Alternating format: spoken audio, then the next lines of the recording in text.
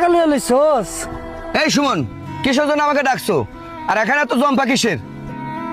আপনি তো এখন কিচ্ছু জানবেন না। হয় যা শুরু করছে খালি আপনার কারণে।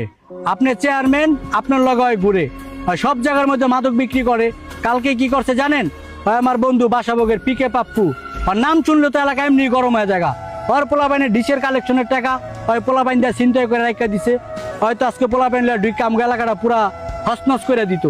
এলাকা আমি থামাইছি, আপনারা ডাকাইছি, এই যে ওর বাপেরও ডাকাইছি, এটা একটা ফিনিশিং দিবেন। ওই এলাকা মাদক বিক্রি করতে পারবো না।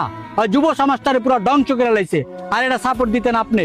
ভাই, আপনি চেয়ারম্যান মানুষ, আপনার লগে তর্কে যেতে চায় না, এটা আপনি সুন্দর একটা ফিনিশিং দেওয়া যান।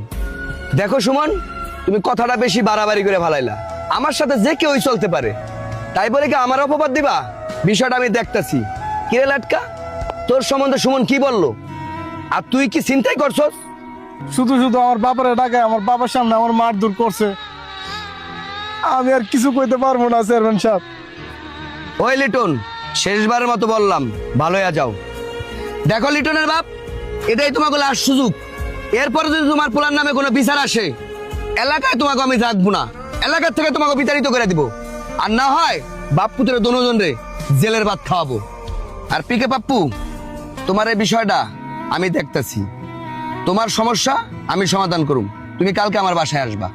যাক চেয়ারম্যান সাহেব, আপনি যেহেতু বলছেন, এখানে আর আমার কিছু বলার নাই। কালকে আমি আপনার বাসায় এসব।